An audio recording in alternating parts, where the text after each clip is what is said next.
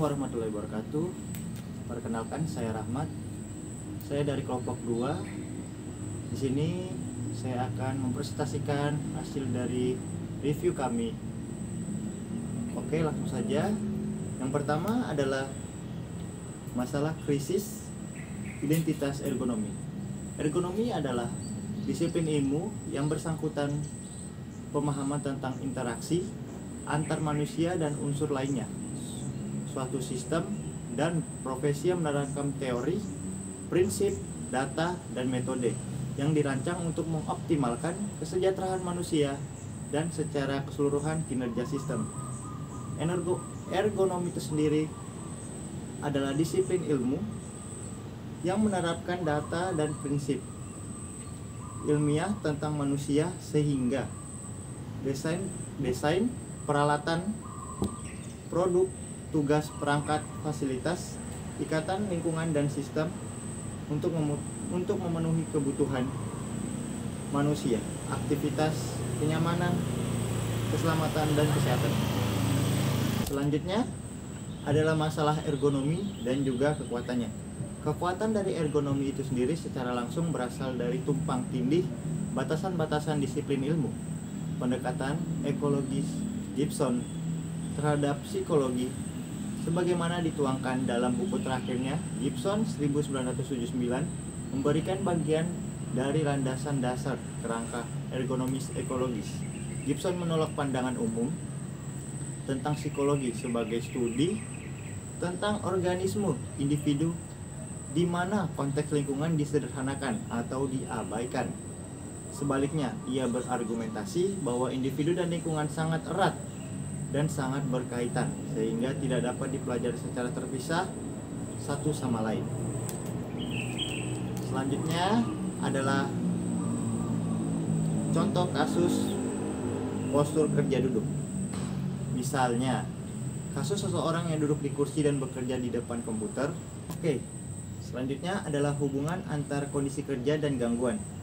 Banyak pekerja di kantor cenderung ditandai dengan waktu yang sangat lama, postur statis ditambah dengan tuntutan visual yang tinggi. Dalam postur tersebut, gerakan hanya terjadi pada beberapa kelompok bagian otot seperti pergelangan tangan dan juga jari.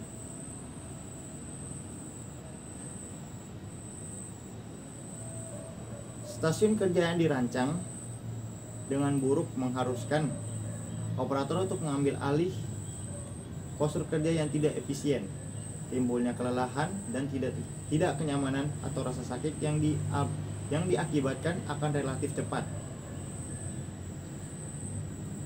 Penerapan prinsip-prinsip ergonomis pada desain tempat kerja akan menunda permulaan kelelahan sehingga meningkatkan efisiensi kerja dan meningkatkan perasaan kesejahteraan.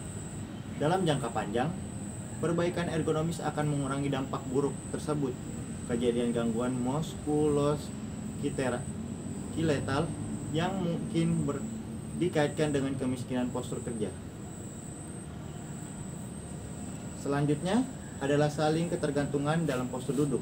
Para ahli ergonomi mulai berkolaborasi dengan pihak lain yang berkepentingan, perwakilan industri dan pengguna untuk mengembangkan standar ergonomis dan pedoman. Misalnya standar Nasional Amerika ANSI HVS 100 pada tahun 1988. Menjadi jelas bahwa elemen individu di tempat kerja seperti kursi tidak dapat dipandang secara terpisah, melainkan sebagai komponen-komponen yang terintegrasi sistem tempat kerja. Adalah perlunya kedekatan ekologis. Mekanisme penyesuaian merupakan keterjangkauan terhadap sejauh informasi yang menentukannya tersedia bagi aktor dan itu mereka sesuai dengan kemampuan tindakan aktor. Jika informasi spesifik tersebut tidak dirasakan oleh para aktor, siklus persepsi tindakan diperlukan oleh para pelaku. Kendala tugas mungkin sangat berbeda dari apa yang diantisipasi oleh para perancang. Penerapan perspektif ekologi secara sistematis memerlukan perancang dan pelaksana untuk secara eksplisit mempertimbangkan komponen-komponen sistem yang saling berinteraksi dan saling bergantung. Selanjutnya adalah kerangka penelitian dan praktek ekologi. Karwowski 2000 menyerukan pembentukan simfatologi, suatu disiplin ilmu yang berfokus pada hubungan kesesuaian antar manusia dan artefak. Gillen dan Bias 2001 mengemukakan ilmu menggunakan fungsionalistik dengan berkarakteristik. Yang pertama ada orientasi tujuan, yang kedua adalah adaptasi, yang ketiga adalah hubungan erat antar kognisi dan tindakan, yang keempat adalah pertimbangan eksplisit terhadap kondisi fisik, sosial, budaya, dan konteks tugas.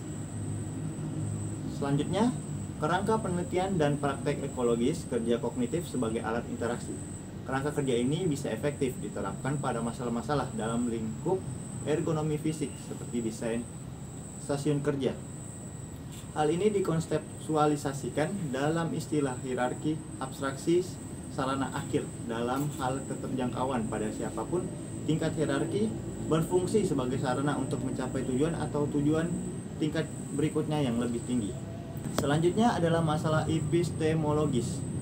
Helander menyimpulkan ketidaknyamanan disebabkan oleh biomekanik yang buruk dan kelelahan. Kenyamanan didasarkan pada estetika dan kemewahan, desain kursi dan perasaan rileks dan lega. Sekian penyampaian materi dari saya. Selanjutnya akan dibacakan oleh rekan saya. Dan assalamualaikum warahmatullahi wabarakatuh.